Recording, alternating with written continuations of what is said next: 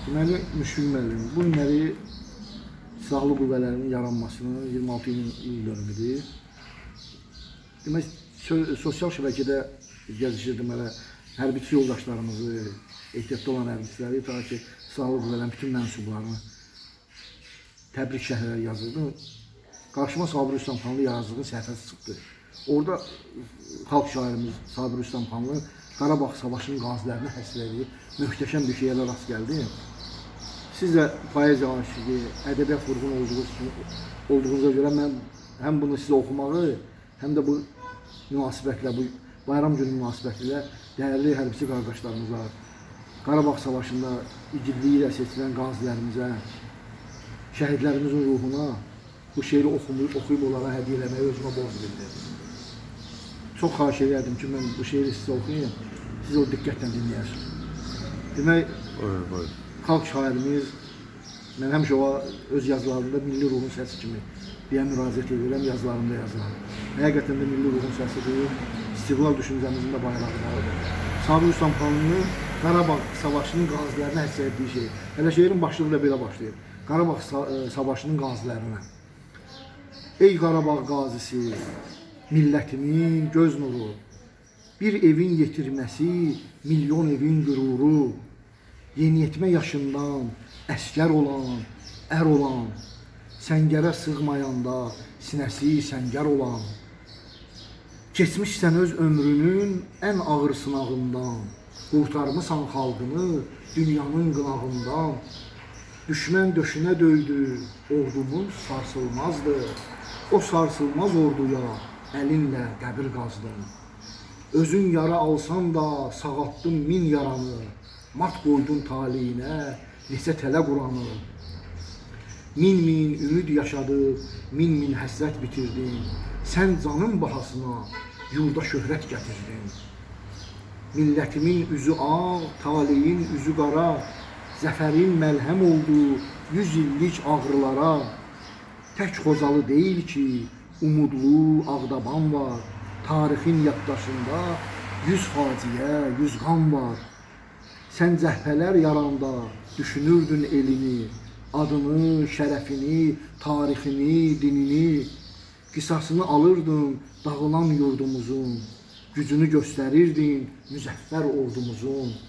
Xəyalından keçmirdi nə vəzifə, nə şöhrət, bizcə niyyətin vardı, xilas olsun məmləkət. Sən oldun öz qanıyla yeni tarix yazan, bir anan da namusdur, namusdan doğulmusan. Yolunda ilan kimi neçə ölüm dikəldi, onu da boğazından qamarladın təkəlli, mərmi yağışlarından adladın zürətinlə, silahları susturan sonsuz qətiyyətinlə. Şəhid ya qazi olmaq igidliyin son həddi, insanla vəhşiliyin dəyişilməz sərhəddi.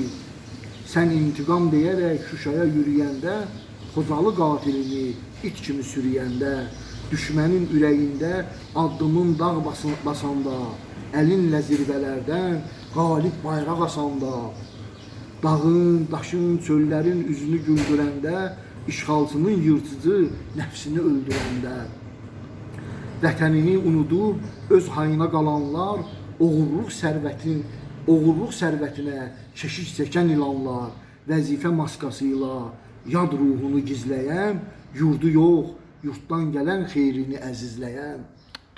İndi sənin önündə qapı kəsib durursa, yaralı ürəyinə bir də yara vurursa, sənin halal haqqını verməyə çəkinirsə can, fəraridən rəhm umub əyilirsə qəhrəman.